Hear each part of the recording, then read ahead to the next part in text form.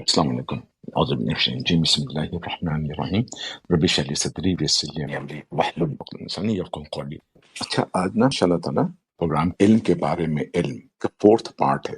اچھا، یہ جو ٹاپک ہے نا، ایک قسم کے اکیڈمک ہے اور یہ سیکوینس میں چل رہا ہے. تو اگر آپ کو اس کا سمجھنا ہوگا نا، ان تمام پارٹس کو آپ سن لیں گے آپ، تو آپ کو سمجھنے میں نا زیادہ آسانی ہوگی، زیادہ بہتری ہوگی. فرسٹ کو سیکنڈ کو میں نے سمری دے چکا ہوں، تھرڈ کی سمری دے دیتا ہوں میں.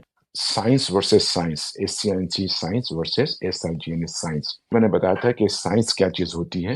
کہ ہم لوگ یہ سمجھتے ہیں کہ اگر ہم نے ایٹم کے بارے میں، مالیکیول کے بارے میں گفتگو کیا، یا اگر ہم نے چاند ستارے کی باتیں کی، تو لوگ کہتے ہیں ہم سائنس کی باتیں کر رہے ہیں نا. یہ ہمارے دماغ میں بیٹھ چکا ہے، ایسی کوئی چیز نہیں ہے. ان کے بارے میں باتیں کرنا ہی سائنس کی بات نہیں ہوتی ہے، یہ آبزرویشنس کے نالج ہیں. سائنس کے بارے میں بتایا تھا کہ سائنس جو ہے نا، وہ 17 سینچری سے پہلے نہیں ہوا کرتا تھا. SCINC سائنس نہیں ہوا کرتا تھا. تو لوگ کہیں گے جی اسلامک سائنس تھا، اسلامک سائنسدان تھے. لوگ کہتے ہیں نا یہ بات ہے، میں سنوں گا البرونی کے بارے میں، جابر بن حیان کے بارے میں لوگ کہتے ہیں وہ تو سائنسدان تھے. تو یہ بہت بڑا مسکنسیپشن ہے کہ ان کو سائنسدان بولتے ہیں. میں نے کہا تھا کہ سائنس جو ہے نا، اس کی ڈیولپمنٹ ہوئی ہے 17 سینچری سے، اور ڈیولپمنٹ ہوئی ہے جو نالج آبزرویشن سے ہمیں حاصل ہوئی نا، اس کو ویریفائی کرنے کا طریقہ کار. تو اس کو ویریفائی کرنے کا ایک خاص میتھڈ ڈیولپ کیا گیا جس کو سائنٹیفک میتھڈ کہتے ہیں. اس میتھڈ سے جو ویریفیکیشن ہے آبزرویشن کی، اس کو پہ سائنس بولتے ہیں. اور یہ میتھڈ ڈیولپ ہوا ہے 17 سینچری میں. اور اس کو ڈیولپ کرنے والے میں سب سے پہلا بندہ جس کا ہاتھ تھا نا، وہ فرانسس بیکن کا ہاتھ تھا. پھر فرانسس بیکن تھا، ڈیکارٹ نے بھی اس میں ہاتھ ڈالا. اس کے بعد تھامس ہابس نے اس کو اصل شکل دی اس کی. اس کے بعد میں نے کہا کہ سائنس کے جو بھی طریقے ہیں، جو اس کو ویریفائی کرنے کا میتھڈ ہے، وہ اسپریچول نہیں ہے. وہ اسپریچول کو وہ نکال کے بات کرتا ہے، اور وہ کہتا ہے کہ جو کچھ بھی ہماری اسٹڈی ہے وہ اس دنیا سے متعلق ہے. اور پھر وہ جیسے میں نے کہا نا، ضروری ہے کہ وہ ویریفائیبل ہو، لیب میں اس کو پروف کر سکتے ہوں، آبزرویبل ہو. تو یہ ساری چیزیں کل میں نے ڈسکس کیا تھا، اور میں نے بتایا تھا کہ سائنس میں کیا چیز ہے، اور پوری ڈیٹیل میں سائنس کی بات کر چکا تھا نا. اس کے بعد میں نے کہا تھا کہ ایکچولی یہ جو سائنس ڈیولپمنٹ 17 سینچری سے ہے، لیکن 17 سینچری سے پہلے جو علم کا طریقہ تھا، اسٹڈی کیا جاتا تھا، وہ ہوتا تھا SIGNS سائنس. SIGNS سائنس میں جو اسٹڈی ہے، وہ کائنات کی اسٹڈی ہوتی تھی. بالکل البرونی نے، باقی لوگوں نے سب نے کیا ہے. فزکس کے اوپر البرونی کا کتاب ہے، لائٹ کے اوپر خاص طور پر نا ہمیں پڑھایا گیا اس نے بہت سارے کام کیے. لیکن آپ اس کو پڑھ کے دیکھیں گے البرونی کو، وہ کیا تھا کہ اللہ کی نشانی کے طور پر دیکھتا تھا. وہ کام تو سارے ہوئے پہلے، لیکن وہ جو ایٹیٹیوڈ تھا نا، وہ SIGNS سائنس کا تھا، نشان کے طور پر تھا. یہ چیزوں کا بہت فرق ہے. تو یہ جو مینٹالٹی چینج ہوئی نا آپ کے 17 سینچری کے بعد، تو وہ اسی جو آبزرویشن کی اسٹڈی ہے، کائنات کی اسٹڈی ہے، اس کو سیکولرائز کر دیا گیا. یہ سیکولر ہو گیا. اس کے اندر صرف فزیکل اسٹڈی ہوگی اور فزیکل ایکسپریشنس ہوں گے. اس کے اندر کوئی بھی جو اسپریچول ایکسپریشن اور تمام چیزیں نہیں ہوگی. یہ ہے زمین آسمان کا فرق. یہ ایک چیز پیدا ہو گئی تھی نا. دوسری بات میں نے آپ لوگوں کو بتایا تھا کسی پورٹریٹ کے بارے میں نا، کسی پینٹنگ کے بارے میں، کہ سائنس جو ہے وہ کیسے پینٹنگ کو دیکھتا ہے. میں نے کہا نیوٹونین سائنس میں آپ صرف پینٹنگ کو دیکھتے ہیں جو اس میں بنایا گیا ہے، لیکن کینوس کو آپ جو ہے اسٹیٹک دیکھتے ہو. کینوس سے مراد ہے اسپیس ٹائم. آپ دیکھتے ہو کہ ساری چیزیں نا اسپیس ٹائم میں ہو رہی ہیں، اور وہ اسٹیٹک ہے، اس کے اندر فنکشن ہو رہا ہے. یہ نیوٹونین فزکس کا کام تھا. لیکن آئنسٹائن کی جو بات ہے، اس میں ہم نے کہا کہ اس میں کینوس یعنی اسپیس ٹائم اور جو ایکشنز ہو رہے ہیں اس کے اندر، وہ سب جو ہے نا ایک دوسرے کو افیکٹ کرتے ہیں اور ایک دوسرے کے ساتھ ملے ہوئے ہیں. لیکن ریگارڈلیس یہ دونوں کی دونوں چیزیں جو ہے نا، وہ فزیکل ڈومین میں کام کرتی ہیں. ٹھیک ہے. لیکن میں نے کہا تھا SIGNS سائنس جو پڑھتے ہیں، اس میں جب آپ دیکھتے ہیں نا کسی پینٹنگ کو، تو آپ پینٹنگ کو اس طرح سے دیکھتے ہیں. اس کی خوبصورتی اپنی جگہ تو آپ دیکھ ہی رہے ہو، اس کا انالائز تو آپ کر ہی رہے ہو نا. فرض کیجئے آپ نے پہاڑ کی، زمین کی اور ویلیز کی آپ نے تصویر کھینچ کے لگا دی، تو بندہ کہے کتنا اچھا فوٹوگرافر ہے، کتنی اچھی تصویر کھینچی اس نے نا. اب یہ تعریف تو کرتے ہو، لیکن جب سائنس کے طور پر دیکھتے ہو نا، تو آپ اس سے جاتے ہو کس کی طرف؟ جو کہ مصور ہے، جس نے اس کی تصویر بنائی ہے، مصور ہے، آپ اس کو دیکھتے ہو. اس کا مطلب یہ کہ سائنس کے اندر یہ ہے، وہ چیز آپ کے پاس ایک نشانی کے طور پر ہوتی ہے، ایک پوائنٹر کے طور پر ہوتی ہے. وہ پوائنٹر آپ کو پوائنٹ کر رہا ہوتا ہے کس کی طرف؟ جس نے اس کی تصویر بنائی ہے. ٹھیک ہے نا. جو اس کا خالق ہے، جو اس کا مصور ہے، اس کے طرف پوائنٹ. اس کا مطلب یہ ہوا کہ سائنس کی اسٹڈی جب کرتے ہو، اس میں آپ کو زمینی حقائق، زمین چیزیں ہیں، وہ آپ کو پتہ چلتی ہیں، لیکن ساتھ میں آپ کو جو مصور ہے اس کا پتہ لگتا ہے. یعنی کہ آپ کو مصور کی معرفت حاصل ہوتی ہے. یہ ہے بنیادی فرق ان دونوں چیزوں کا. تو ابھی تو میں نے بہت مختصر کر کے بتایا نا آپ کو. یہ میں نے کل کے اسپیس میں ڈیٹیل سے بات کی، اس کے اوپر ڈسکس کیا ہے. آپ کو میں نے یہ بھی بتایا تھا، لوگ مجھ سے سوال پوچھتے ہیں کہ جو سائنٹسٹ ہیں وہ تو اتنا ڈیپ جاتے ہیں لیکن وہ ان کو کیوں نہیں اللہ ملتا، وہ کیوں نہیں اللہ کو پاتے ہیں، آخر اس کی کیا وجوہات ہیں؟ تو اس کو بھی میں نے ایکسپلین کیا تھا اپنے تھرڈ پارٹ کے اندر، تو اس کو بھی آپ سن لیجیے گا، اس کے اندر اس کی کیا وجوہات ہیں۔ لیکن لاسٹلی جو ہے نا وہ میں نے کہا تھا کہ سائنس جو ہے نا وہ ہوتی کیا، جو اسٹڈی آف سائنس کیا چیز ہوتی ہے، تو اس کے لیے میں نے کہا تھا کہ وہ نشانی کو اسٹڈی کرنا۔ اب نشانی جو ہے نا کس چیز کی، اس کے لیے لازمی طور پہ یہ ہے اس کے پاس پری نالج ہو جس کی وہ نشانی ہے۔ اگزامپل میں نے آپ کو دیا تھا کل کہ جیسے مثال کس دوست نے اگر فرض کر لیجیے آپ کو نا کوئی رومال تحفے میں دیا ہے، تو وہ رومال اگر آپ کو 10 سال کے بعد کہیں ڈبے میں پڑا ہوا مل گیا تو آپ کو دوست یاد آ جائے گا۔ تو اس رومال سے دوست کیوں یاد آئے گا؟ کیونکہ ایک پری نالج آپ کے دوست کا آپ کے اندر موجود ہے کہ اس نے آپ کو رومال دیا تھا، ایک پری نالج ہے۔ تو اب جب رومال دیکھا آپ نے تو آپ کو دوست یاد آ گیا۔ اس رومال کو دیکھنے کو ہم کہتے ہیں نشانی دیکھنا۔ تو اس طرح سے کائنات جو ہے نا اسی وقت نشانی ہوتی ہے جب اللہ کا پری نالج آپ کے اندر موجود ہو، تب آپ کو نا یہ نشانی لگے گی۔ اگر پری نالج ہے ہی نہیں اللہ کا تو آپ کو کوئی نشانی نظر نہیں آئے گی۔ اب وہ پری نالج کے تعلق ہے، اللہ تعالیٰ نے وہ پری نالج سارے انسانوں کو دے رکھا ہے۔ وہ پری نالج کا مطلب یہ ہے کہ اللہ رب العزت نے کہا نا قرآن کی جو آیت ہے نا کہ بسم اللہ الرحمن الرحیم فَإِذَا سَبَّيْتُهُ وَنَفَخْتُ فِيهِ مِن رُوحِي، اس کا ترجمہ ہے میں ایک بشر پیدا کر رہا ہوں جب میں اسے پورا بنا چکوں اور اس میں اپنی روح سے کچھ پھونک دوں۔ تو یہاں پہ میں ایک بات بتاؤں آپ کو کہ میں یہاں پہ نا روح کی تفصیل آپ کو نہیں بتا رہا، لیکن جب اللہ تعالیٰ نے کہا کہ اپنی روح میں اس کو پھونک دوں، یہ روح زندگی نہیں ہے، یہ روح جان نہیں ہے، کیونکہ ہم جانتے ہیں کہ جانور کے اندر بھی جان ہوتا ہے۔ اور آپ کو یہ بھی پتا ہے کہ ماں کے پیٹ میں بچہ ہوتا ہے، اس کو 120 دن کے بعد جو ہے نا وہ پھر فرشتے آتے ہیں اس کے اندر روح ڈالتے ہیں۔ تو اس کے اندر بھی اس کو جان سے آپ کنفیوز نہ کریں اس روح کو، ٹھیک ہے؟ یہ ایک بہت اہم بات ہے سمجھنے کے لیے۔ تو اس کا مطلب یہ ہوا کہ اللہ تعالیٰ نے جو ہے نا کچھ بھی جو چیز میں نہیں جانتا وہ کیا چیز ہے کیا نہیں ہے، لیکن اللہ تعالیٰ نے اس چیز کو انسان کے اندر ڈالا ہوا ہے۔ یہ چیز جو اللہ تعالیٰ نے ڈالی ہے یہ اللہ تعالیٰ کا تعارف ہے۔ اور کیا چیز ہو سکتی ہے یہ میں تفصیلی پڑھ دیتا ہوں آپ کو۔ اس سے معلوم ہوا کہ انسان کے اندر جو روح پھونکی گئی ہے وہ دراصل صفات الہی کا ایک عکس یا پرتو ہے۔ حیات، علم، قدرت اور ارادہ، اختیار اور دوسری جتنی صفات انسان میں پائی جاتی ہیں جن کے مجموعے کا نام روح ہے، یہ دراصل اللہ تعالیٰ کی صفات کا ایک ہلکا سا پرتو ہے۔ اس پرتو کی وجہ سے انسان زمین پر خدا کا خلیفہ اور ملائکہ سمیت تمام موجودات کا مسجود قرار پایا۔ تو میں آپ کے صرف اتنا بتانا چاہتا کل کی بات میں یہ بات میں نے کی تھی، تو کسی کو یہ نہ لگے کہ میں اللہ رب العزت کی جو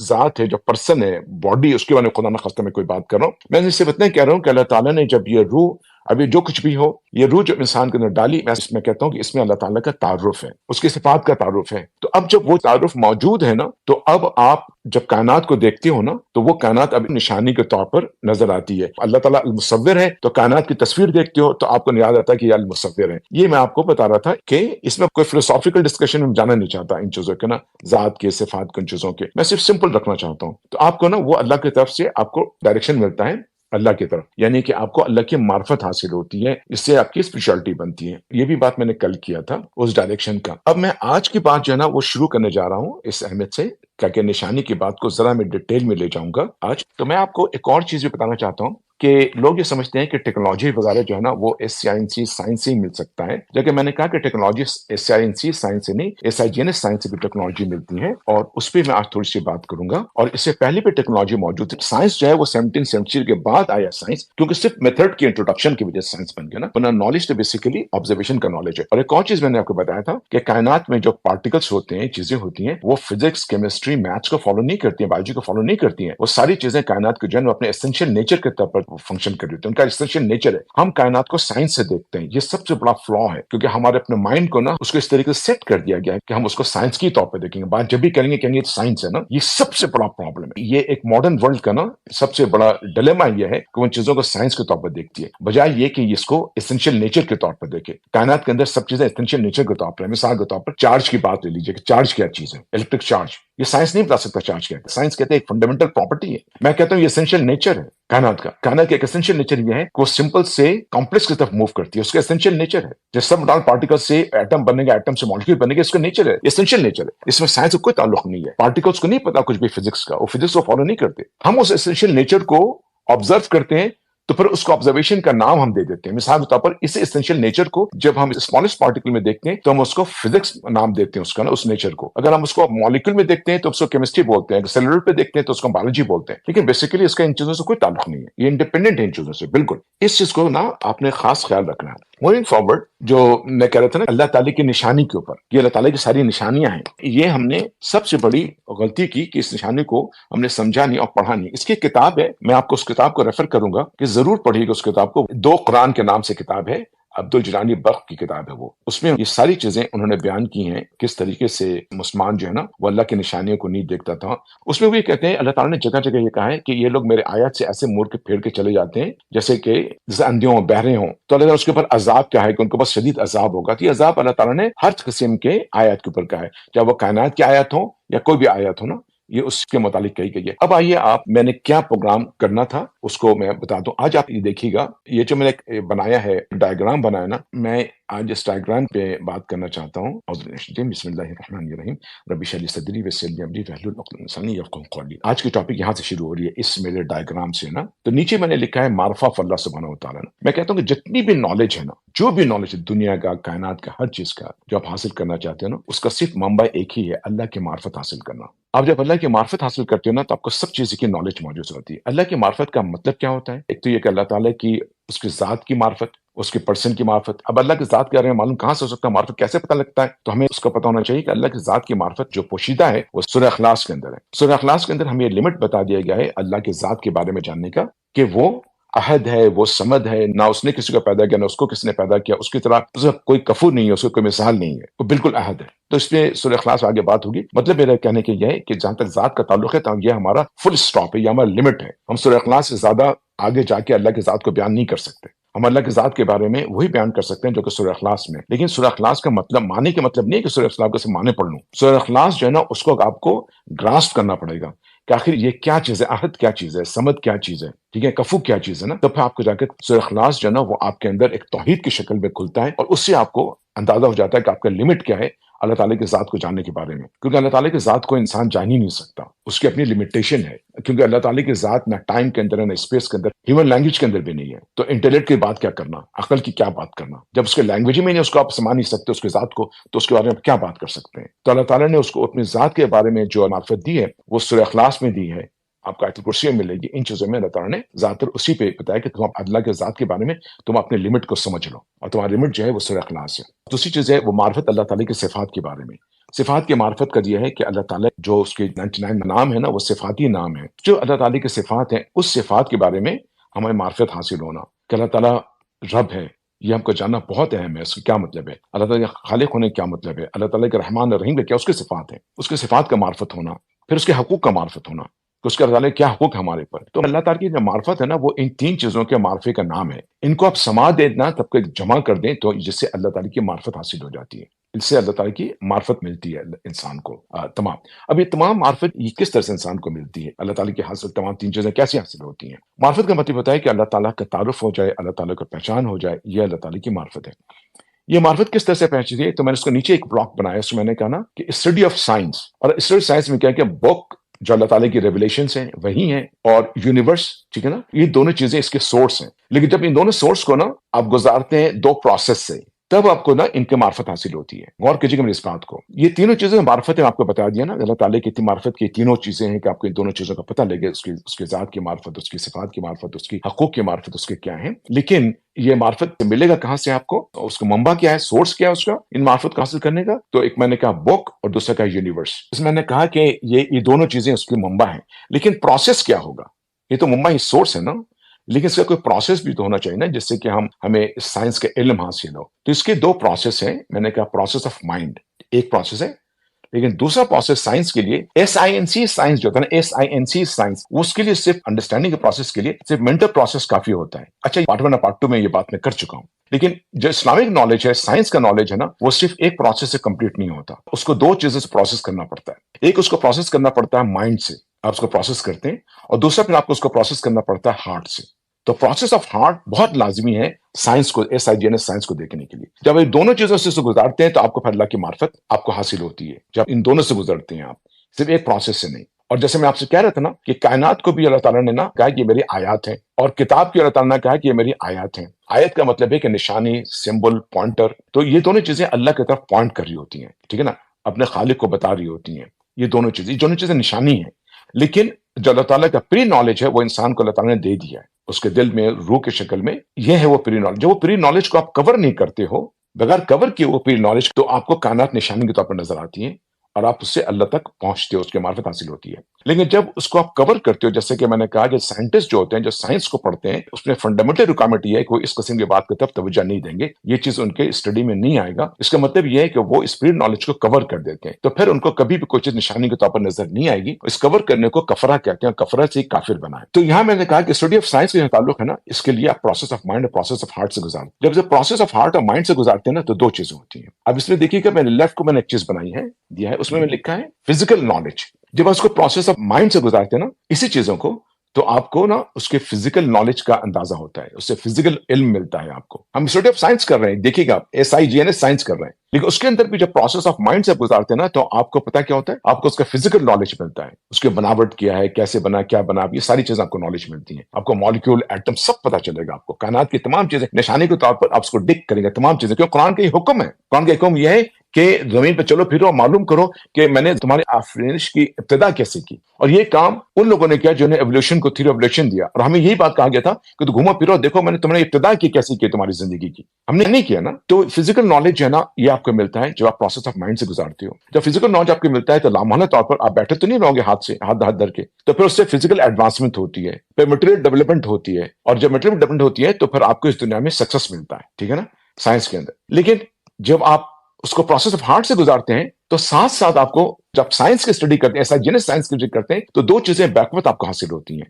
ایک لیفٹ میں کہ فزیکل ڈیولپمنٹ ہوتی ہے، اس سے آپ دنیا میں ساری چیزیں بنا سکتے تھے، اور رائٹ میں جو ہے نا آپ کو کیا ہوتا ہے کہ اسپرچل نالج ملتا ہے. اور جب اسپرچل نالج ملتا ہے نا تو اس سے اللہ کے صفات ریفلیکٹ کرتے ہیں انسان کے اندر سے، اس کے اندر morality اور اس کا کیریکٹر بنتا ہے. جب آپ اس کو پروسیس ہارٹ سے گزارتے ہیں تو وہی سائنس کا نالج، اس کے اسپرچل نالج ہوتا ہے، morality اینڈ کیریکٹر اس کا ڈیولپ ہوتا ہے. اور جب مورل کیریکٹر ڈیولپ ہوتا ہے تو پھر فزیکل ڈیولپمنٹ کے ساتھ ساتھ اس کے جو ہیومن ڈومین کے اندر اس کو اس دنیا میں پیس اینڈ ٹرانکولیٹی ملتی ہے، اور اس کا رزلٹ کیا ہوتا ہے، success in the hair after. آپ دونوں دیکھیے گا کہ جب آپ SIN سائنس سے پڑھتے ہیں تو اس کے دو برانچز ہیں، دونوں میں آپ سکسسفل ہوتے ہیں. لیفٹ میں جو آپ فزیکل ڈیولپمنٹ ہوتا ہے اور سکسس ان دس ورلڈ آپ حاصل کرتے ہیں، اور رائٹ میں کیا ہوتا ہے کہ آپ کی اسپرچل ڈیولپمنٹ ہوتی ہے اور success in the hair after. یہ دونوں چیزیں ساتھ ہوتی ہیں. میں نے نیچے لکھا ہے ایک چیز کہ ڈیسٹنی آف اے محسن ولی اللہ. اللہ کے جو ولی ہوتے ہیں نا ان کے ڈیسٹنی یہ دونوں ہیں. ٹھیک ہے نا، success in the hereafter and success in the دنیا. اس طریقے سے ہمیں اسلام کو پیش ہی نہیں کیا گیا. اس طرح سے method of knowledge, process of knowledge ہے نا، میں نے جو فرسٹ پارٹ میں آپ کو بتایا تھا نا کہ modern process of knowledge and Islamic process of knowledge نا، اس طرح سے بتایا ہی نہیں گیا ہمیں. تو اب آپ دیکھ لیں اس کا کتنا بڑا فائدہ ہے. ہیومن سوسائٹی کے اندر صرف فزیکل ڈیولپمنٹ جو ہے نا وہ کافی نہیں ہوتی، اور لیفٹ میں جو فزیکل ڈیولپمنٹ ہے نا یہ سیکولرائز ہے. لیفٹ میں جو بھی چیز فزیکل نالج، فزیکل ایڈوانسمنٹ، تمام چیزیں یہ سیکولرائز ہے. کیوں؟ اس کے اندر اسپرچولیٹی نہیں ہے. لیفٹ میں جو ڈیولپمنٹ ہے اس کو سائنس اینڈ ٹیکنالوجی بولتے ہیں. ٹھیک ہے نا، اور رائٹ پہ جو ڈیولپمنٹ ہے اس کو آپ اسپیشلٹی بولتے ہو. لیکن اسلام کے اندر جو ہے نا اسپیشلٹی اور فزیکل ڈیولپمنٹ یہ دونوں ساتھ ہیں. سائنس میں اور سائنس میں کیا SIG سائن اور SCI سائن، فرق دونوں میں کیا ہے؟ SIGN سائن جو ہے نا وہ فزیکل پلس اسپرچل کا کمبینیشن ہے، ایک ہول ہے. جب اس میں سے آپ اسپرچل کو مائنس کر دو تو ریسٹ آف دی اسٹڈی جو ہے نا وہ SCINC سائنس بن جاتا ہے. یہ دونوں کے اندر ڈفرنس، اس کو سیکولرائز کر دیتے ہیں. جب SIGN سائنس کے نالج کو آپ سیکولرائز کر دیں تو وہ SCINC سائنس بن جاتا ہے. لیکن بڑی بات SIGN سائنس کی نالج سے یہ ہے کہ دو چیزیں ڈیولپمنٹ ہوتی ہیں، فزیکل ڈیولپمنٹ ہوتی ہے اور اسپرچل ڈیولپمنٹ ہوتی ہے. اور ہیومن بینگ جو ہے نا وہ دونوں کا مجموعہ ہے. ہمارا ایک فزیکل ایکزسٹنس بھی ہے اور ہمارا اسپرچل ایکزسٹنس بھی ہے. تو ہمیں دونوں ایکزسٹنس کو ٹیک کیئر کرنا ہے. سائنس دونوں ایکزسٹنس کو ٹیک کیئر نہیں کرتی. سائنس سے فزیکل ایکزسٹنس کو جو ہیومن بینگ کا ہے نا اس کا ٹیک کیئر کرتی ہے، اس کا خیال رکھتی ہے، اور اسپرچل ایکزسٹنس کو بھول جاتی ہے. یہ سب سے بڑا فلا.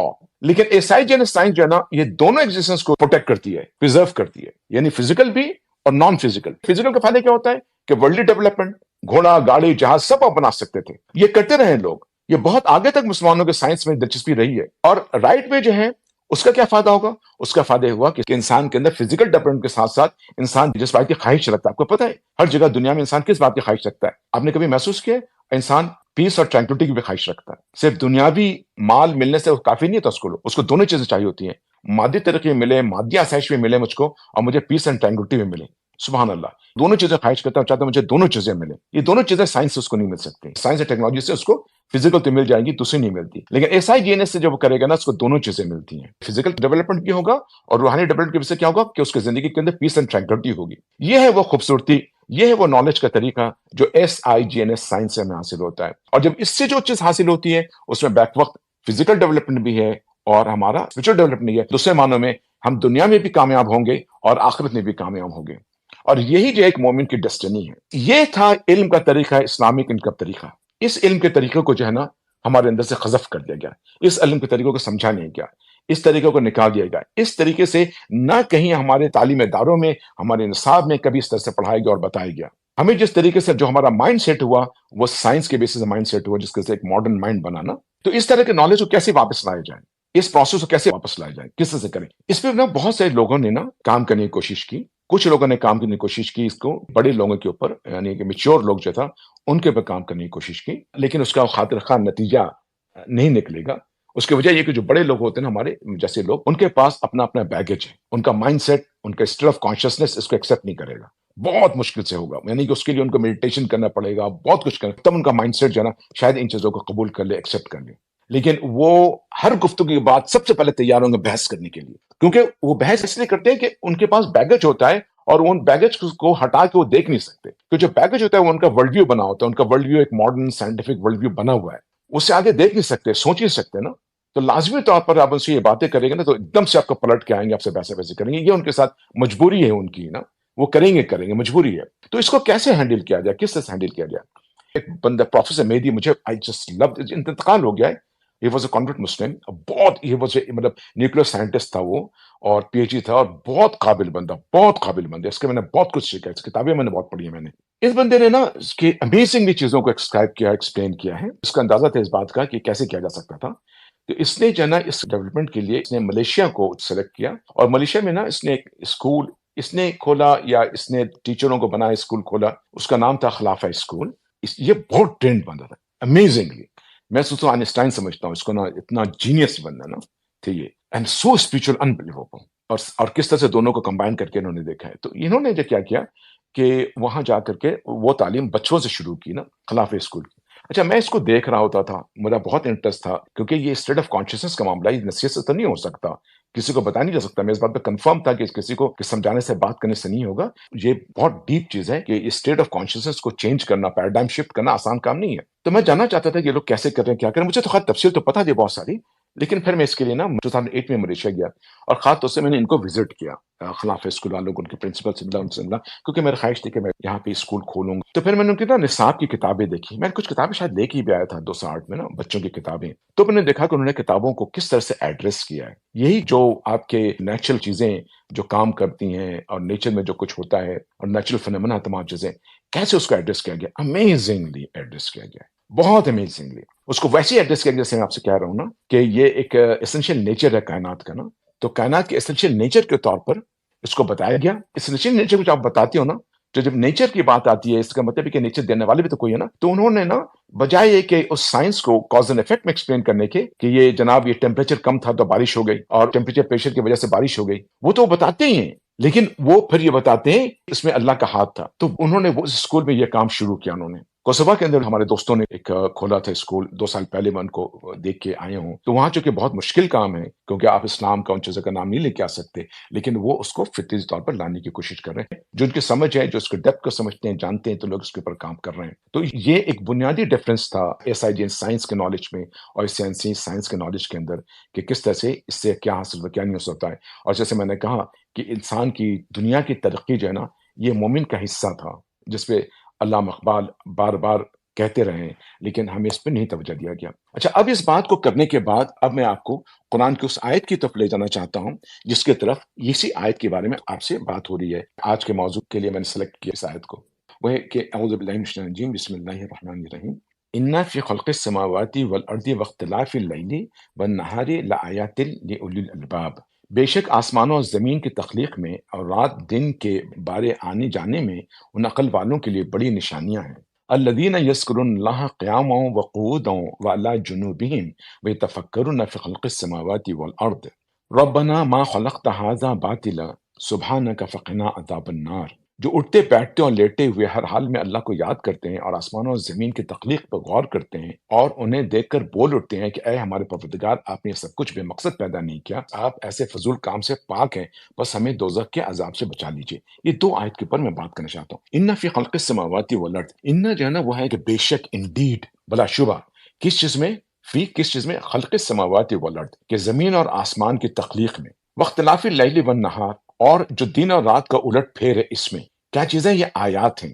کس کی آیت ہیں؟ اولی الالباب کے لیے یہ آیات ہیں۔ اب یہ خلق السماوات والارض، زمین اور آسمان کے پیدا کرنے میں، خلق کرنے میں، تخلیق دینے میں، کہ اپنے وجود میں کیسے آئے، کس طریقے سے وجود میں اللہ تعالیٰ نے قرآن میں جو کہا ہے کہ تم ان کے اس ابتدا پہ غور کرو کہ ان کی ابتدا کیسی ہوئی ہے، چیزیں بنی کیسی ہیں. تو اس کو تخلیق پہ غور کرنے کہا گیا تھا کہ اللہ تعالیٰ نے کس طرح سے تخلیق دی ہے، یہ کائنات کس طرح سے بنی ہے. اب کائنات کے بننے کے، زمین آسمان کے بننے کے اور آپ جائیں تو آپ کو پتہ لگے گا کہ کہاں سے زمین آسمان شروع ہوا ہے، کس طریقے سے وہ پوائنٹ آف سنگولیرٹی سے جو ہے نا وہ ساری انرجی نکلی، پھر کیسے انفلیشن ہوا، کیسے آگے بڑھتے جائے، کیسے گریوٹی بنی، ڈیولپمنٹ آئے، دوسرے فورسز ڈیولپ ہوئے، پھر کیسے کس طریقے سے سب پارٹیکل بنے، پارٹیکل ایٹم بنا، مالیکیول بنا، تمام چیزیں. یہ آپ کا ہمارا کام تھا، یہ ہمارا کام تھا. اس کو دیکھیں، اگر ہم اس کو دیکھتے تو ہمیں صحیح معنی میں اللہ تعالیٰ کی جو ہے نا یہ ایک نشانی بنتی. آج دوسرے لوگوں نے یہ کام کیا ہے اور ہم اس کو دیکھ کر کہتے ہیں کہ دیکھو گیلیکسیز کو دیکھو، اس کو دیکھو اللہ تعالیٰ نے کیسے بنائے، لیکن سارا کام غیر مسلم نے کیا. لیکن جو کام ہمارا کرنے کا تھا، ہمارا کام تھا کہ ہم ان آیات کو دیکھتے، ان چیزوں کو دیکھتے. تو اللہ تعالیٰ کہتے ہیں کہ ان کریشن کو تم اگر دیکھو گے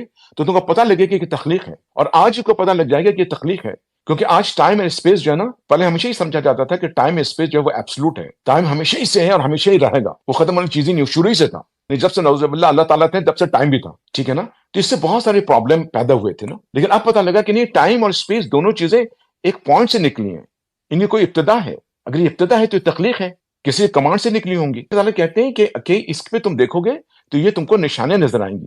ساری تخلیق اللہ تعالیٰ نے پتہ جگہ جگہ تخلیق کے بارے میں کہا ہے. تم زبانوں کے تک دیکھو، کتنے تک زبانیں بنی ہیں، اس میں بھی نشانی ہے. تو آپ کو یہ دیکھنا تھا. اللہ تعالیٰ نے کہا ہے کہ جانوروں کے رنگوں میں دیکھو، طرح طرح کے رنگ ہیں جانوروں کے، اس میں بھی نشانی ہے. پانی کا، بارش میں، اس میں بھی نشانی. جگہ جگہ قرآن بھرا ہوا ہے، ہر جگہ بھرا ہوا، اس میں نشانی، میری نشانی میں نشانی ہے. یہ اللہ تعالیٰ کی تخلیق تھی. لیکن اس کو غور کرتے، جو اس پہ غور کریں گے وہ اس اللہ کی نشانی ہوگی. نشانی سے کیا مطلب ہے کہ پھر اس کو اللہ کی معرفت حاصل ہوگی، وہ اللہ تک پہنچے گا جب نشانی کو دیکھے گا. ہوتا کیا ہے ایکچولی بیسیکلی کہ ہمارے اندر نا وہ پوٹینشیل تو موجود ہے نا، لیکن جب ہم نشانی کو دیکھتے ہیں نا تو پھر وہ پوٹینشیل مینیفیسٹ ہوتا ہے، اور اسی کو ہم ایکچولی ایمان کہتے ہیں. اللہ کی آیات سے نا ایمان، جو پوٹینشیل ایمان ہے وہ مینیفیسٹ کرتا ہے. ایکچولی وہی ایمان ہوتا ہے جب وہ پوٹینشیل اپنے آپ کو مینیفیسٹ کرتا ہے.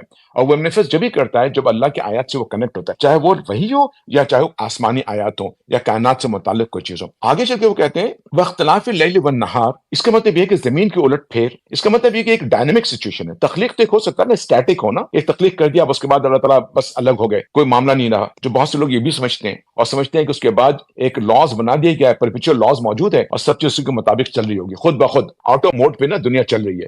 یہ لوگوں کا کانسیپٹ ہے. لیکن اللہ تعالیٰ کہنے نہیں، زمین اور اخلاق کی جو ڈائنامکس ہے یہ بھی میرے اختیار میں ہے. اس کا مطلب یہ ہو کہ اللہ تعالیٰ صرف یہی نہیں کہ اللہ تعالیٰ نے تخلیق کیا ہے، بلکہ اللہ تعالیٰ اس کائنات کو چلا رہے ہیں، اور اس کی جتنی چیزیں بھی چل رہی ہیں وہ بھی آپ کو پوائنٹ کریں گے اللہ کی طرف کہ ہر چیزوں میں اللہ کا ہاتھ ہے. لیکن سائنس ایسا نہیں کرتا. سائنس کو کہتا ہے کہ نہیں، ہر چیز کاز اینڈ ایفیکٹ سے چل رہی ہے، ہر ایفیکٹ کے لیے فلاں کاز کرنا پڑے گا.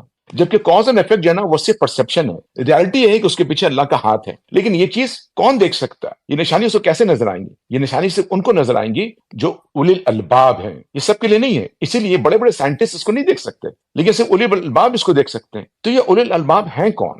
لب جو ہے نا، یہ لب سے لب بنا ہے. لب کا مطلب ہوتا ہے کہ کسی چیز کا ایکسٹریکٹ، جوہر. تو انسان کا جو جوہر ہے نا وہ دراصل اس کی عقل ہے.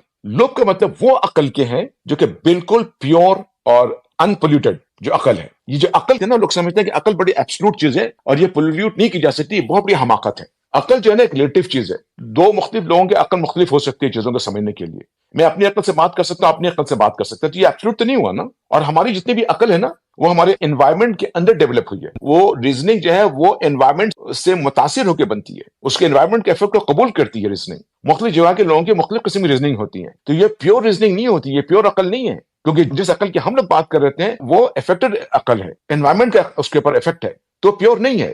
اس عقل سے آپ نہیں دیکھ سکو گے، اللہ کی نشانی نہیں پاؤ گے. تو وہ کس عقل کی بات کر رہے ہیں؟ وہ اس عقل کی بات کر رہے ہیں کہ جو کہ پیور عقل ہے، ان افیکٹڈ، ان پولیوٹڈ عقل جو ہے، جس انوائرمنٹ کا نہیں ہے. وہ عقل جو اللہ تعالیٰ نے دی ہے وہ دراصل وہ صاف ستھرا عقل ہے جو انٹلیکٹ اللہ تعالیٰ نے دیا ہے. وہ اس عقل کی بات یہ ہے کہ اس کے اندر ریزننگ کا سارا میتھڈ تو ہوگا، وہ ریزننگ تو کرے گا، وہ ریشنل تو لگائے گا، وہ لاجک تو لگائے گا، اس کی اجازت ہے. لیکن وہ کس کے انفلوئنس میں رہ کے؟ انوائرمنٹ کے انفلوئنس میں نہیں. وہ عقل ہے جو فطرت کے انفلوئنس میں بات کرے گا، وہ لاجک جو فطرت کے انفلوئنس میں ہو، وہ ریشنل جو فطرت کے انفلوئنس میں ہو. ٹھیک ہے نا. اور حکمت بھی اسی کو کہتے ہیں. عقل کی وہ نالج جو فطرت کے گائیڈنس میں حاصل ہوئی ہو اسی کو حکمت بولتے ہیں.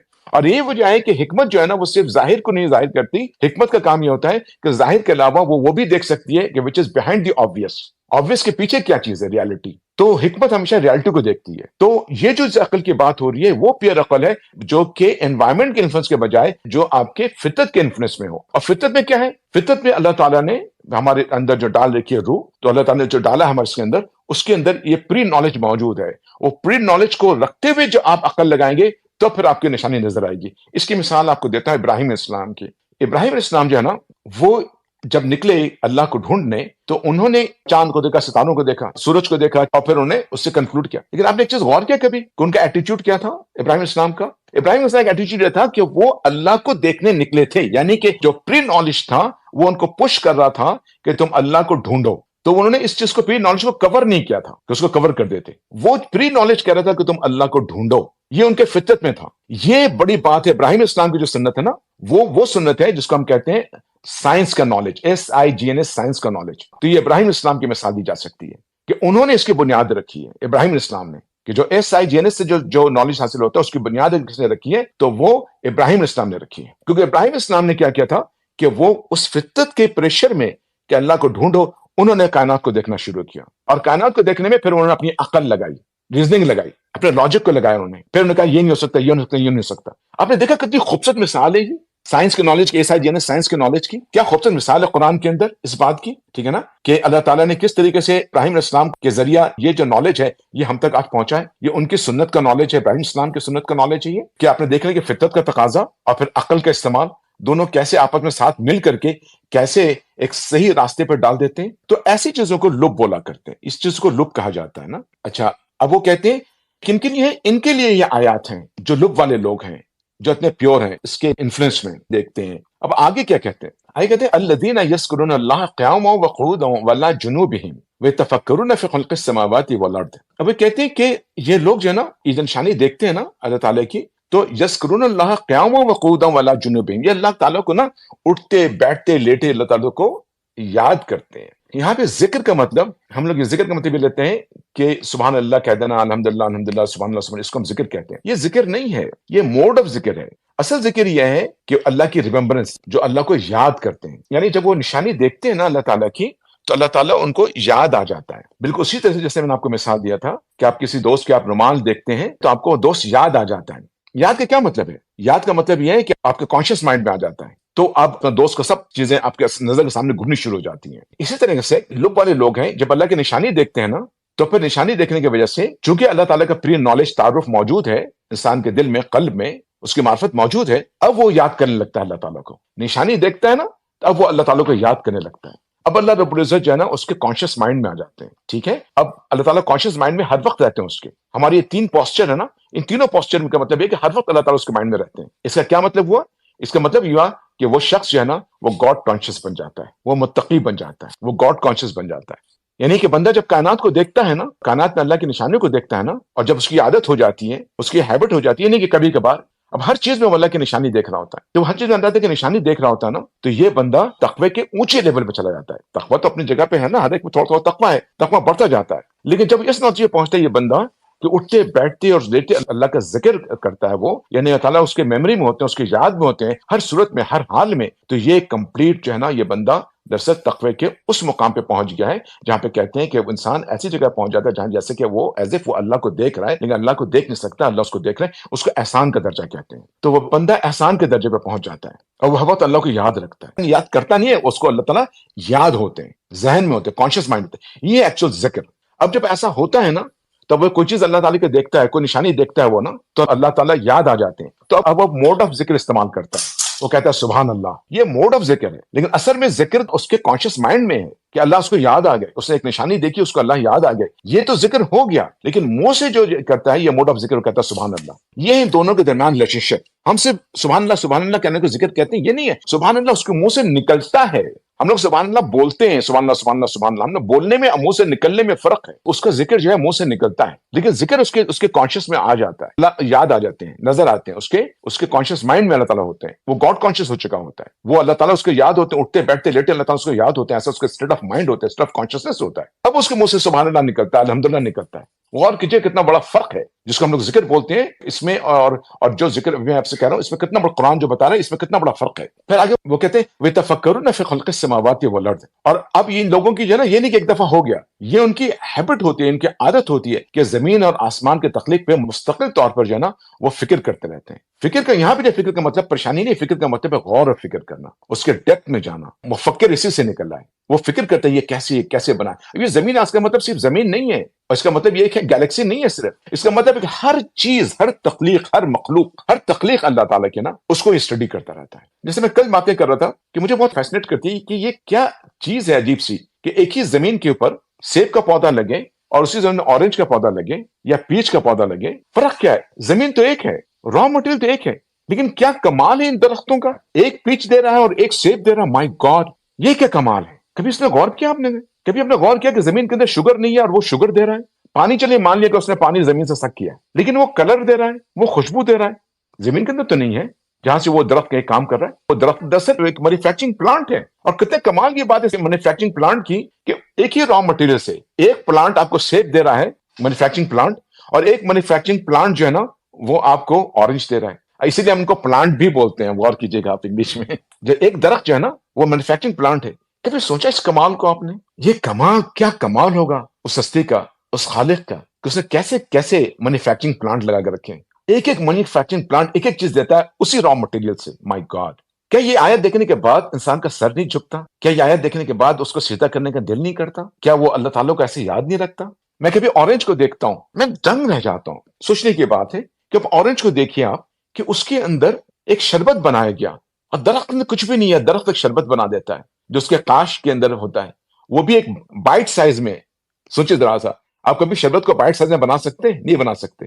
آپ کو اس کے اندر پھر اس کو کسی چھلکے میں بند کرنا پڑے گا، آپ کو اس کو نا کسی گم کے اندر اس کے اندر آپ کو بند کرنا پڑے گا. لیکن یہاں دیکھیے اس نے ایک بائٹ سائز میں نا شربت بنائی گئی اندر. پھر اس شربت کے اندر خوشبو ہے، رنگ ہے، ٹیسٹ ہے، ایک قسم کا فلیور ہے، اور پھر اس شربت کو جو ہے نا پروٹیکٹ کیا گیا، اس کے اوپر ایک غلاف چڑھایا گیا جو اس شربت کو پروٹیکٹ بھی کر رہا ہے، محفوظ بھی رکھ رہا ہے تاکہ آگے پیچھے اس کو آپ ٹرانسپورٹ کر سکیں. وہ ایک بوٹلنگ ہے، ایک قسم کا بوٹل بھی بن گیا ہے. کبھی اس کا احساس بھی کرتے ہیں ہم لوگ کہ کس قسم کا آیات ہیں؟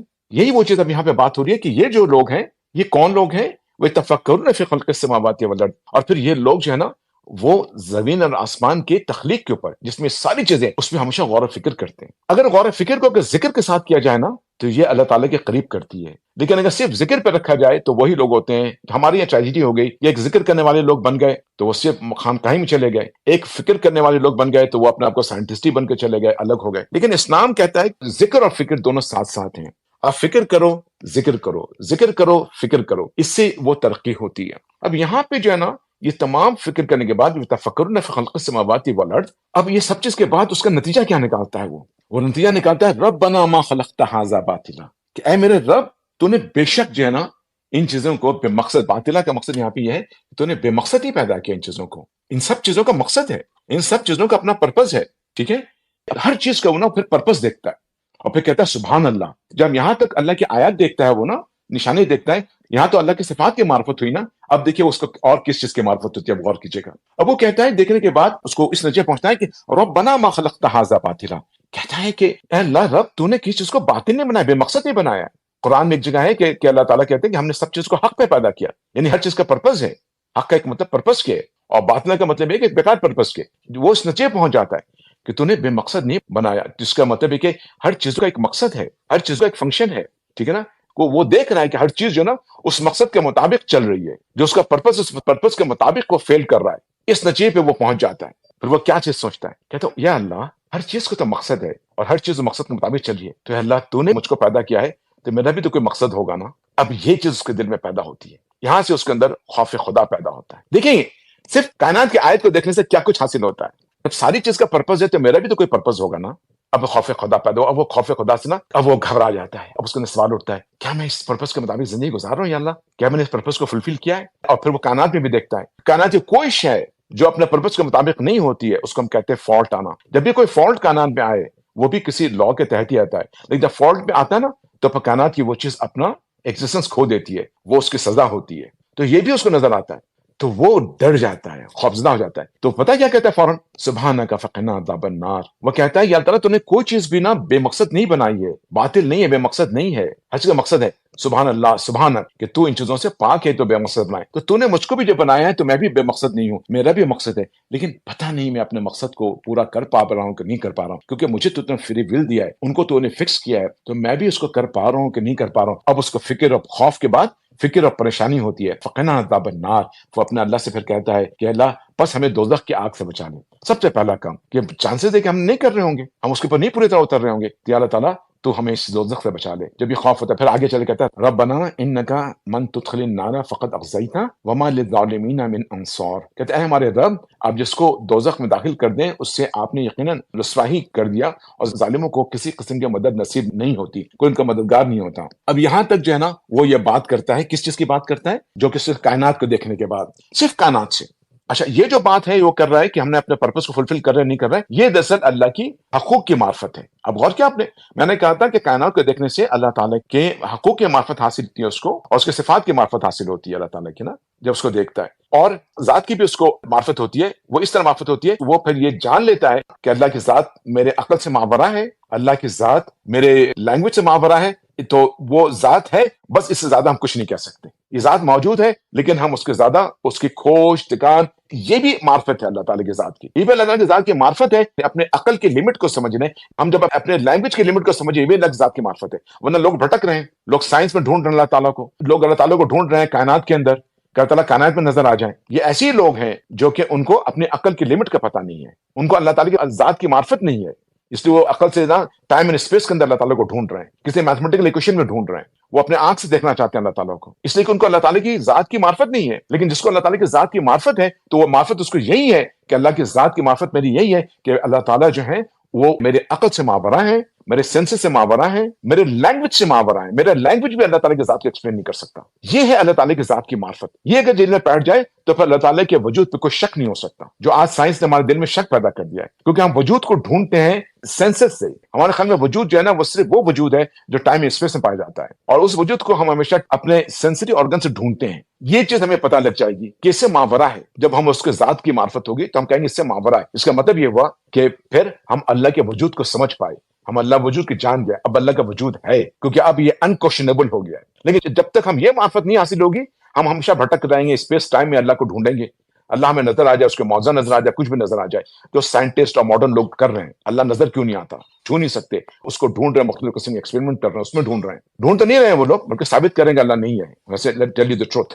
تو بہرحال تو میں آپ سے یہ کہہ رہا تھا کہ یہ ہے لمٹ کہ کائنات کو دیکھنے سے ہم اس بات کا بھی پتہ لگ جاتا ہے. اور میں نے ایک دفعہ اس پہ پروگرام کیا، میں آگے چل کے بھی اس پہ پروگرام کروں گا کہ کیسے کائنات کی اسٹڈی سے آپ کو یہ پتہ لگ جاتا ہے کہ ہماری انتہا اور ہماری لمٹ کیا ہے. اللہ کے وجود کے بارے میں، اللہ کی موجودگی کے بارے میں وہ لمٹ کا پتہ چل جاتا ہے ہمیں. پھر اب ہم اس کو کیسے معلوم کر سکتے ہیں؟ تو یہ میں نے کہا کہ پوٹینشیل نالج اللہ تعالیٰ نے دیا ہے، اور پھر یہاں پہ اس جگہ پہ معلوم کرنے کے لیے اللہ تعالیٰ نے ہماری ہیلپ کی ہے. کیونکہ ہم تو نہیں معلوم کر سکتے نا کسی چیز سے بھی، نا زبان سے، لینگویج سے نہیں معلوم کر سکتے. تو اللہ تعالیٰ نے ہمیں ہیلپ کس چیز سے کی ہے؟ وحی سے کی ہے اللہ تعالیٰ نے. پھر اللہ تعالیٰ نے اپنے ذات کی معرفت وحی کے ذریعہ اللہ تعالیٰ نے بتا دیا سورہ اخلاص کے اندر کہ دیکھو اللہ تعالیٰ نے اپنے آپ کو بتایا میں احد ہوں، میں صمد ہوں، نہ پیدا کرتا ہوں نہ پیدا کیا گیا ہوں، میرا کوئی کفر نہیں ہے، میری کوئی مثال نہیں ہے، میری طرح کی کوئی چیز نہیں ہے کائنات میں، میں اس لحاظ سے بالکل احد ہوں. تو سورہ اخلاص پڑھنے کے بعد جو ہے نا وہ بندے کو دل میں سکون آ جاتا ہے. تو وہ سمجھتا ہے کہ اللہ کے ذات کے بارے میں جاننے کا لمٹ میرا بس یہی ہے، لیکن صفات کے بارے میں نہیں. صفات پھیلا ہوا ہے، اسی لیے اللہ سبحانہ تعالیٰ کہتے ہیں الباطن اور الظاہر ہے. اللہ تعالیٰ ظاہر ہے اپنے صفات میں، ہر طرف اللہ تعالیٰ کی نشانیاں ہیں، ہر طرف صفات ہیں. آپ کھوتے چلے آئیے، دیکھتے چلے آئیے، آپ پوری سمندر اگر روشنائی بن جائے اور پورے درخت اگر قلم بن جائے تو بھی اللہ تعالیٰ کی بات ختم نہیں ہوگی.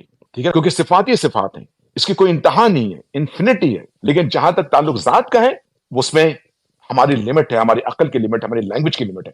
تو اللہ تعالیٰ نے کہا بس رک جاؤ، ٹھہر جاؤ، یہاں تمہارا لمٹ ہے. تمہارا کون سا لمٹ ہے؟ سورہ اخلاص. اس سے آگے مت جانا، سورہ اخلاق کو سمجھو، بس وہ تمہاری لمٹ ہے میرے ذات کی معرفت کے بارے میں. اب آپ نے دیکھا کہ اس کائنات کی اسٹڈی آپ کرتے ہیں تو آپ کو اللہ کے حقوق کی معرفت بھی حاصل ہوتی ہے. کیوں؟ کیسے حاصل ہوئی؟ کہ اس نے دیکھا کہ ہر چیز کا مقصد ہے، تو میرا بھی کوئی زندگی کا مقصد ہوگا. تو اس کا مطلب یہ ہے کہ اب وہ اپنے زندگی کے مقصد کو ڈھونڈے گا. یہ مقصد کو ڈھونڈنا یہ اس کی اللہ کے حقوق کی معرفت ہے. اب اس کو ڈھونڈے گا وہ کہ میں اس حقوق کو کیسے پورا کروں. ٹھیک ہے نا. اور سب سے پہلے چونکہ وہ کر رہا ہے کہ نہیں کر رہا ہے، اس کے لیے سب سے پہلے اللہ سے دعا کرتا ہے کہ اللہ مجھے معاف کر دیں. اب آپ اس کا کمال دیکھیے آپ، کیونکہ یہ انٹرنل نالج ہے نا، اس کے اندر پوشیدہ نالج ہے، جو پوٹینشیل نالج ہے جو اللہ تعالیٰ نے اس کو دے رکھی ہے نا. اپنا جو بھی تعارف ہو، جیسے بھی تعارف اپنے دے رکھی ہے اللہ تعالیٰ نے نا، ہم اس ڈیٹیل کو نہیں جانتے، اس روح کی ڈیٹیل کو نہیں جانتے بس، لیکن ایک تعارف ہے ہمارے دل میں نا. جب اس تعارف کے روشنی میں کائنات کو دیکھتے ہیں تو آپ نے دیکھا کہ ہم ان چیزوں کو پا لیتے ہیں جو ابھی میں نے اوپر بیان کیا ہے. لیکن یہ ساری چیزیں ہمارے دل کے اندر نا ایک ایمان کے طور پر پھر بھی موجود رہتی ہیں، یہ ایک پوٹینشیل کے طور پر موجود رہتی ہیں. مطلب بڑھ تو جاتی ہیں، ہمیں تو آ جاتا ہے، ہمیں تو نظر آ جاتا ہے، یہ میرے مشاہدے میں تو آ جاتا ہے تمام چیزیں، لیکن پھر بھی اب ہمیں مزید ڈیٹیل نہیں پتا ہوتا ہے. اب یہ تو پتہ لگ گیا، اندازہ ہو گیا کہ اللہ کے حقوق ہیں جو مجھے پورا کرنا پڑے گا، تو اس کے لیے تو دعا تو کر لیتا ہے. ٹھیک ہے، لیکن اب کرنا تو پڑے گا نا حقوق پورا، تو کیسے پورا کرے گا نا ساری باتیں. اب دیکھیں اب کیا ہوتا ہے، کہتا ہے ربنا اننا سمعنا منادی ینادی للایمان ان آمنوا بربکم فآمنا. اب وہ کہتا ہے کہ اے ہمارے پروردگار، ہم نے ایک منادی کو سنا جو ایمان کی طرف پکار رہا تھا کہ اپنے پروردگار پر ایمان لاؤ، چنانچہ ہم ایمان لے آئے. کیا زبردست یہ آیت ہے، مائی گاڈ. یعنی کہ وہ انسان جس کے بارے میں اوپر میں نے آیت میں بیان کیا، یہ انسان آیات کو دیکھنے کے بعد وہ اس نتیجے پہنچ چکا، اس کو اللہ تعالیٰ کی معرفت حاصل ہو گئی، اللہ تعالیٰ کے صفات کی معرفت بھی حاصل ہو گئی اس کو، اللہ کے حقوق کی معرفت بھی حاصل ہو گئی اس کو کہ اللہ تعالیٰ کے حقوق ہیں، وہ جان گیا وہ. اور پھر اللہ تعالیٰ کی ذات کے بارے میں جس تک ابھی بتا چکا وہ تو معلوم ہو گیا اس کو نا. لیکن ابھی یہ چیز مینیفیسٹیشن نہیں ہوگی، یہ اپنا آپ کو مینیفیسٹ نہیں کر پا رہی کیونکہ اس کو اس کی ڈیٹیل کا نہیں پتا، لیکن ہے کہ حقوق ہیں. آپ کو پتا ہے کبھی کہ ہمارے دل میں کوئی بات ہوتی ہے نا، اور کوئی دوسرا بندہ اگر وہی بات کرتا ہے تو آپ نے دیکھا ہے کہ ہم بالکل اچھل پڑتے ہیں، ارے یہ تو میرے دل میں بھی تھا، ارے میں بھی یہی کہنا چاہ رہا تھا. آپ نے کبھی دیکھا کہ ایسے ہوئے نا ہمارے ساتھ کہ ایگزیکٹلی جو ہمارے دل میں بات ہے وہ ہم نے کہی نہیں، لیکن کسی اور نے وہ بات کہہ دی تو ہم اچھل جاتے ہیں اور کہتے ہیں ارے یہی تو ہم کہنا چاہ رہے تھے، یہی تو میرے دل میں تھا. اس کے بعد کیا ہوتا ہے؟ اس کے بعد یہ ہوتا ہے کہ آپ اس بندے کی ساری بات کو نا فوراً ایکسپٹ کر لیتے ہیں. کرتے کہ نہیں کرتے؟ کیونکہ وہ بات آپ کے دل میں موجود ہے. یہی فنومنا یہاں بیان کیا جا رہا ہے کہ اب وہ بندہ جو ہے نا وہی کو سنتا ہے، اب وہ پیغمبر کو سنتا ہے یا پیغمبر کے بعد جو وہی کو سنتا ہے. بیسیکلی اب تو ظاہر بات ہے پیغمبر تو نہیں ہے نا کہ پیغمبر نے جو بات لائی ہے، یعنی وہی کو سنتا ہے وہ فوراً کہتا ہے فآمنا، کیونکہ ہی از ریڈی فار اٹ. اس کے دل میں آلریڈی تو موجود تھا نا، تو وہ جرا بحث نہیں کرتا، وہ نہیں کرتا، وہ سنتا ہے اور کہتا فآمنا. وہ یہ کہتا ہے اے ہمارے پروردگار، ہم نے ایک منادی کو سنا جو آواز لگا رہا، جو ایمان کی طرف پکار رہا تھا کہ اپنے پروردگار پر ایمان لاؤ، چنانچہ ہم ایمان لے آئے. یہ ہے وہ لوگ سلیم الفطرت لوگ ہیں، وہ اس طرح کام کرتے ہیں. اور وہ پیغمبر کی تو بات ہو گئی، لیکن بنیادی طور پر تو اب میں اس کو وہی پہ لاؤں گا. تو جب وہ وہی کو سنتا ہے اور وہی ظاہر ہے کوئی بندہ اس سے وہی پہنچاتا ہے نا، تو جب وہی کو سنتا ہے تو سب سے پہلے وہ کہتا ہے فآمنا، میں ایمان لے آیا. اب یہ وہی کو کون پہنچانے والا بنے گا؟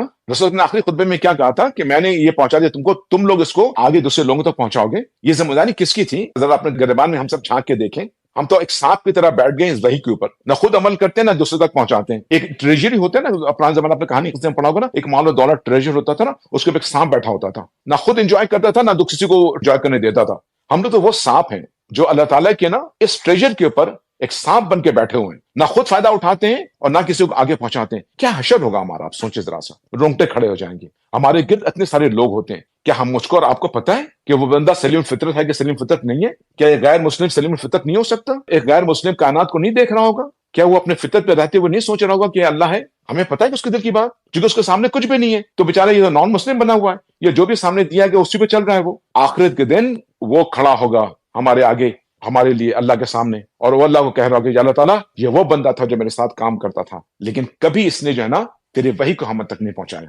اگر اس نے پہنچایا ہوتا تو ہم بھی کہتے فآمنا. ٹھیک ہے، یہ ہمارے ساتھ بزنس کرتا تھا، یہ ہمارے ساتھ ڈیل کرتا تھا، یہ ہمارا پڑوسی تھا، لیکن آج تک کبھی اس نے جو ہے نا ہمیں نہیں بتایا. اگر یہ بتاتا، وہی بتاتا، تو ہم بھی آمنا کہتے ہیں. ابراہیم آپ ہمیں مت پکڑیے، آپ اس سے پوچھیے، ہم تو تیار تھے، ہم تو ریڈی تھے، اس نے نہیں پہنچایا، اس سے پوچھیے آپ. جو کہتے ہیں نا کون ہے منادی کرنے والا؟ ہم ہیں منادی کرنے والے. ربنا اننا سمعنا منادی ینادی للایمان ان آمنوا بربکم فآمنا. اس کے بعد پھر وہ اللہ تعالیٰ سے نا یہ کہنے کے بعد، کیونکہ اب اس کو وہی مل گئی، تو اب وہ وہی کے بعد اب زندگی وہ شروع کرے گا وہی کے مطابق، کہ وہی میں ڈھونڈے گا اللہ کے احکامات کیا ہیں، اللہ کے حقوق کیا ہیں، ڈیٹیلز کو وہی سے ملے گی. اس کے بعد ان حقوق کو پورا کرے گا. اس میں جو کمی پیشی رہے گی تو اس کو کہتا ہے کہ ربنا فاغفر لنا ذنوبنا وکفر عنا سیئاتنا وتوفنا مع الابرار. اب وہ کہتا ہے، اللہ سے کہتا ہے میں تو ایمان لے آؤں، اے ہمارے پروردگار ہماری خاطر ہماری گناہ بخش دے، ہمارے بنائیوں کو ہم سے مٹا دیجئے اور ہمیں نیک لوگوں میں شامل کر کے اپنے پاس بلائیے، کہ جب آپ اٹھائیں تو ہمیں ابرار میں شامل کیجئے. پھر وہ کہتا ہے ربنا وآتنا ما وعدتنا علی رسلک ولا تخزنا یوم القیامہ انک لا تخلف المیعاد. وہ کہتا ہے اور اے ہمارے پروردگار ہمیں وہ کچھ بھی عطا فرمائیے جس کا وعدہ آپ نے اپنے پیغمبروں کے ذریعہ ہم سے کیا ہے، اور ہمیں قیامت کے دن رسوا نہ کیجیے، یقیناً آپ وعدے کی کبھی خلاف ورزی نہیں کیا کرتے۔ آپ کو پتہ ہے یہ بات کیوں کہنے کی ضرورت پیش ہے اس کو اللہ تعالیٰ سے؟ اللہ تعالیٰ تو نہیں کریں گے، پھر کیوں کہی؟ آپ کو پتہ ہے کیوں کہی؟ اس میں وہ ہیوملٹی ہے اس دعا کے اندر۔ آپ نے کبھی دیکھا ہے کسی چھوٹے سے بچے کو کہ آپ نا اس سے وعدہ کریں کہ میں تم کو ٹافی دوں گا نا، اور اس کو آپ کنڈیشن رکھیں کہ تم یہ ساری چیزیں پوری کرو گے تم کو ٹافی ملے گا، وہ کیا کرتا ہے کہ وہ چیز جو آپ نے اس پر کنڈیشن رکھی ہے وہ کنڈیشن کی طرف تو جاتا ہے، لیکن اس کو پتا ہے کہ وہ کنڈیشن وہ فلفل نہیں کر سکے گا، لیکن اس کو ٹافی کے لالچ ہے، تو پتا کیا کہتا ہے بار بار آپ سے، پتا کیا کہا، دیکھیے آپ نے وعدہ کیا تھا آپ ٹافی دیں گے، دیکھیے آپ نے وعدہ کیا تھا مجھے ٹافی دیں گے، یعنی کہ وہ چاہتا یہ ہے کہ آپ میرے عمل پہ مت جائیں، آپ میرے کام کرنے میں مت جائیں، آپ میرے عمل کو مت دیکھیں، آپ کو وعدہ یاد دلا رہا ہوتا ہے کہ آپ نے وعدہ کیا کہ آپ ٹافی دیں گے۔ سبحان اللہ، اتنا خوبصورت جملہ ہے نا، کہ اتنا پیارا جملہ، اتنا پیارا ریلیشن شپ ہے کہ انبلیویبل، کہ نا بالکل بچوں والی بات ہے کہ کام کیا نہیں، اس میں کمی شمی رہ گئی ہے، اس کے اوپر نہیں آ رہا ہے، بار بار آ رہا ہے، یاد دلا رہا ہے کہ آپ نے وعدہ کیا تھا، وعدہ کو پورا کریں۔ تو وہ یہ کہتا ہے ربنا وآتنا ما وعدتنا علی رسلک ولا تخزنا یوم القیامہ انک لا تخلف المیعاد، اور اے ہمارے پروردگار ہمیں وہ کچھ بھی عطا فرمائی جس کا وعدہ آپ نے اپنے پیغمبروں کے ذریعے ہم سے کیا ہے، اپنا وعدہ پورا کیجیے آپ، اور ہمیں قیامت کے دن رسوائی نہ کیجیے، یقیناً آپ وعدے کے کبھی خلاف ورزی نہیں کرتے ہیں۔ یعنی اللہ تعالیٰ کو کہہ رہا ہے، اس کو پتہ نہیں ہے کیا، اس کو پتہ پھر کہنے کی ضرورت کیا ہے، یہ پیار ہے، یہ ریلیشن شپ ہے کہ آپ نہیں کرتے ہیں، تو آپ ہمیں آپ اس طرف دیکھے ہوئے کہ مت میرے امن من کو آپ نے وعدہ پورا کیجیے اور ہمیں دے دیجیے۔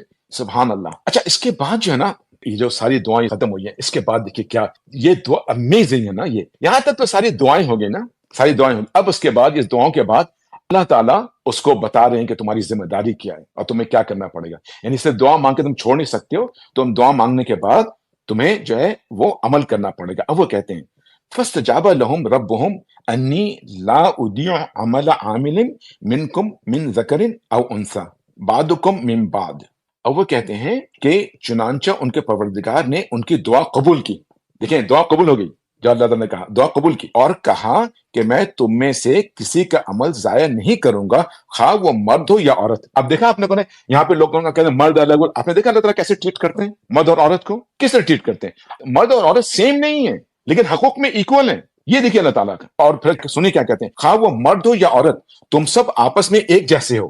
سبحان اللہ، کریں بحث، فیمنسٹ آتے ہیں فیمنسٹ بحث کرنے کے لیے، اور بتائیے، اور آپ کو ملا اور عورت کو الگ، اس کا الگ، اس کا مقام الگ، اس کا مقام الگ، کچھ چیزیں اللہ تعالیٰ نے فنکشنل کرنے کے لیے کچھ اختیارات مرد کو زیادہ دیے ہیں تو کچھ عورت کو الگ اختیارات دیے ہیں، اس کو ایسا بحثا بحثی بنانا، اللہ کے سامنے اس کا مقام تو دیکھیے نا، کہ اللہ کے سامنے عورت اور مرد کا مقام کیا ہے، اللہ کے سامنے اس کی اسپرچل ایگزسٹنس کیا ہے۔ اگر عورت بھی وہی کام لگے جو مرد کام کر لے گے تو آپ سوچیں کہ کیا دنیا چل سکے گی، ماں کا کیا کام ہوتا ہے چل سکے گی؟ یہ سب ماڈرن مائنڈ نے تباہ برباد کیا ہے فیملی کو، اور قرآن کے اندر دیکھیے کہ کس طرح سے مرد اور عورت کے بارے میں کیا بات کہی جا رہی ہے، غور کیجیے، امیزنگ۔ اور آپ پھر عورتیں سوال پوچھتی ہیں، اچھا یہ جو دعا ہے نا، یہ مرد اور عورت دونوں نے دعا مانگی ہے، وہ اللہ تعالیٰ کہتے ہیں کہ چنانچہ ان کے پروردگار نے ان کی دعا قبول کی، فاستجاب لهم ربهم انی لا اضیع عمل عامل منکم من ذکر او انثی بعضکم من بعض، چنانچہ ان کے پروردگار نے ان کی دعا قبول کی اور کہا میں تم میں سے کسی کا عمل ضائع نہیں کروں گا، خواہ وہ مرد ہو یا عورت تم سب آپس میں ایک جیسے ہو۔ اس کا مطلب کیا ہوا کہ ہم جیسے کے اوپر نا اللہ تعالیٰ نے ذمہ داری ڈالی ہوئی ہے اپنے دین کی اور چیزوں کی نا ایک جیسے ڈالی ہوئی ہے، منکرات کو دور کرنا، معروف کا اسٹیبلش کرنا۔ اب آگے چلیے کمال کی بات، فالذین ہاجروا واخرجوا من دیارہم وَأُوذُوا فِي سَبِيلِي وَقَاتَلُوا وَقُتِلُوا لَا أُكَفِّرَنَّ عَنْهُمْ سَيِّئَاتِهِمْ وَلَا أُدْخِلَنَّهُمْ جَنَّاتٍ تَجْرِي مِن تَحْتِهَا الْأَنْهَارُ ثَوَابٌ مِّنْ عِندِ اللَّهِ وَاللَّهُ عِندَهُ حُسْنُ الثَّوَابِ۔ بہت خوب تلاوت ہے۔ اب آگے سنیے، آپ لوگ کہتے ہیں نا کہ عورت چوڑی پہن کے گھر میں بیٹھے رہے، سنیے ذرا سا اس کو بھی سن لیجئے کہ ہم کیا کہتے ہیں، تم سب آپس میں ایک جیسے ہو۔ اس کے بعد کیا کہتے ہیں، لہٰذا جن لوگوں نے ہجرت کی اور انہیں ان کے گھروں سے نکالا گیا اور میرے راستے میں تکلیفیں دی گئیں، اور جنہوں نے دین کے خاطر لڑائی لڑی اور قتل ہوئے، تو اب آپ بتائیے جنہوں نے کہہ رہے ہیں، اوپر بتا چکے ہیں کہ تم دونوں کو کہ دعا قبول ہوئی، ٹھیک ہے نا، اور کیا کہا، تم لوگ ایک جیسے ہو، خواہ مرد ہو عورت ہو، ہم کسی کا عمل ضائع نہیں کریں گے، یہ تعالیٰ نے کہا تم سب آپس میں ایک جیسے ہو۔ اس کے بعد جو لفظ استعمال ہو رہا ہے وہ کیا ہو رہا ہے، جنہوں نے جنہوں کا مطلب کون ہے، صرف مرد، جن کا مطلب جن لوگوں نے، کیا اس کا مطلب صرف مرد ہے؟ جنہوں نے کون ہے جناب، عورت مرد دونوں شامل ہیں۔ اس کا مطلب یہ کہ عورت مرد دونوں جو ہجرت کرتے ہیں، لہٰذا جن لوگوں نے ہجرت کی، عورت مرد دونوں، اور انہیں ان کے گھروں سے نکالا گیا، عورت مرد دونوں، اور میرے راستے میں تکلیفیں دی گئی، عورت مرد دونوں، اور جنہوں نے دین کے خاطر لڑائی لڑی، عورت مرد دونوں، اور قتل ہوئے، ٹھیک ہے نا، عورت مرد دونوں، میں ان سب کی برائیوں کا ضرور کفارہ کر دوں گا. مائی گاڈ، یہ اللہ تعالیٰ کا وعدہ ہے کہ میں ان سب کی برائیوں کا ضرور کفارہ کر دوں گا اور انہیں ضرور ضرور ایسے باغات میں داخل کروں گا جن کے نیچے نہریں بہتی ہوں گی. یہ سب کچھ اللہ کی طرف سے انعام ہوگا اور اللہ ہی ہے جس کے پاس بہترین انعام ہے. بے شک واللہ عنده حسن الثواب. اب وہ کہتے ہیں کہ ثواب من عند اللہ. اچھا، ثواب جو ہے نا، جس عربی میں ہوتی ہے ثوب کہتے ہیں، ثوب جسے کہتے ہیں وہ ہوتا ہے کپڑا، لباس. لباس ہمیشہ کیا ہوتا ہے؟ بفٹنگ ہوتا ہے. جیسے جسم ہوتا ہے اس میں فٹ ہو جاتا ہے نا لباس. تو یہ ہماری زندگی میں جو ہے نا، ہمیں اپنے عمل کے صلہ جو ہے نا وہ اس کے مطابق نہیں ملتا. جیسے ہمارا عمل ہے ہمیں نہیں ملتا نا، کیونکہ کسی کو نہیں پتا. کیونکہ آپ نے دیکھا ہوگا کہ کچھ لوگ تھوڑا سا عمل کرتے ہیں ان کو بہت پیسے ملتے ہیں، کچھ لوگ بہت زیادہ عمل کرتے ہیں ان کو کم پیسے ملتے ہیں. ہمارے پاس کوئی ایسا میزان نہیں ہے انسان کے پاس کہ وہ واقعی جیسا عمل ہے ویسی اس کو جزا دے. لیکن ثواب کا مطلب یہ ہوتا ہے کہ بفٹنگ، مطلب جیسا آپ کا عمل ہے ویسی آپ کو ملے گا. جیسے کپڑا لباس ہے نا پہنتے ہیں نا، وہاں سے یہ ثواب نکلا ہے. اور اللہ ہی ہے جس کے پاس بہترین انعام ہے. بہترین انعام سے مطلب کیا ہے کہ اللہ سے بہتر کوئی جزا نہیں دے سکتا. آپ کے عمل کا بفٹنگ جزا، اس کے مناسبت جزا جو ہے نا وہ کوئی بھی نہیں دے سکتا.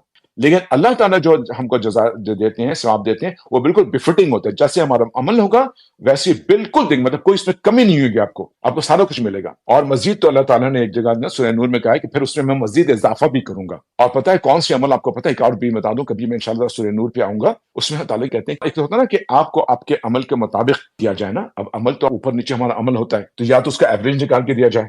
بس تو یہ ایوریج نکال دیتے ہیں ہم لوگ نہیں. اللہ تعالیٰ کے رحمت یہ دیکھیں، اللہ تعالیٰ کہتے ہیں کہ تمہارا جو سب سے بہتر عمل ہوگا نا اس کے مطابق تم کو تمام ثواب دوں گا. بیسٹ، یعنی ایوریج پہ نہیں، بیسٹ پہ.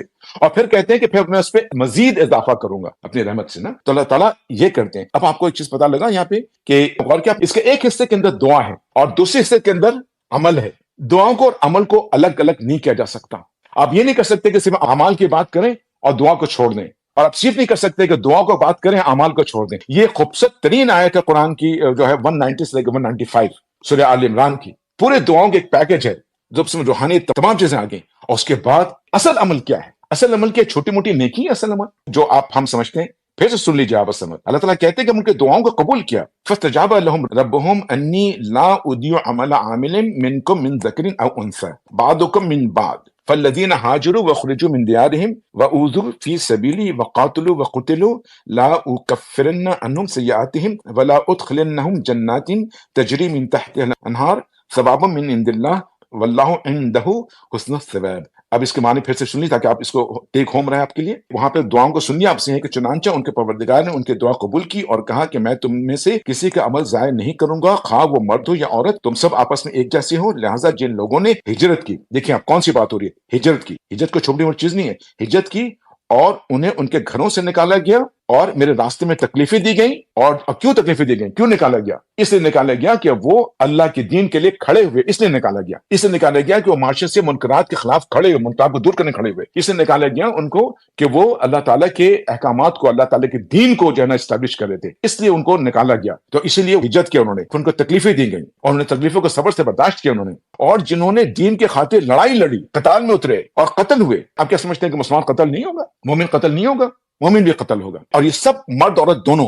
میں ان سب کی برائیوں کا ضرور کفارہ کر دوں گا اور انہیں ضرور ایسے باغات میں داخل کروں گا جن کے نیچے نہریں بہتی ہوں گی. یہ سب کچھ اللہ کی طرف سے انعام ہوگا اور اللہ ہی ہے جس کے پاس بہترین انعام ہے. صدق اللہ العظیم. جزاک اللہ خیرا. یہ ہے وہ چیز، یہ ہے وہ دین. یہ چیز ہمیں نہ پڑھائی گیا، نہ یہ چیز ہمیں بتائی گئی اور نہ ہمیں کہی گئی چیز. اب آپ سوچ سکتے ہیں کہ ہم کیا کچھ مس کرتے رہے، کیا کچھ نہیں مس کیا، کیا انڈرسٹینڈنگ ہمارے دین کی، کیا ہمیں دین بتائے گی. آپ سوچیے ذرا سا. آج کے میں اسپیس کو نا، اس کو پلیز آپ لوگ اس پہ خود اس پہ اپنے آپ کو ماسٹر کریں، علم برائے علم کے اوپر. اور یہی آپ نے آگے کام کرنا ہے. یہ آپ کا جہاد ہے. اور آج آپ نے سن لیا. آئندہ اس پہ بحث بالکل آپ جیسے جو بیٹے بیٹیاں، جو ہمیں دوست بہنیں ہیں نا، آپ لوگوں کے لیے کم سے کم زیب نہیں دے گا کہ آپ لوگ نا مرد اور عورت کے بحث میں نا ان کے برداشت بھی کریں. آپ کو تو زیب بھی نہیں دے گا، کیونکہ اب آپ کو پتہ لگ گیا کہ آپ کا مقام کیا ہے. اب آپ نے جان لیا آپ کی ذمہ داری کیا ہے. اب وہ نہیں، آپ لوگ چوڑی پہننے والے نہیں ہیں، آپ لوگ چوڑے پہن کے بیٹھنے والے لوگ آپ لوگ نہیں ہو. اللہ نے کہہ دیا ان سے بھی کہ جنہوں نے ہجرت کی، قتل ہوئے، لڑائی کی، سب جنہوں نے جو سلسلے میں سلسلہ چلا رہا ہے.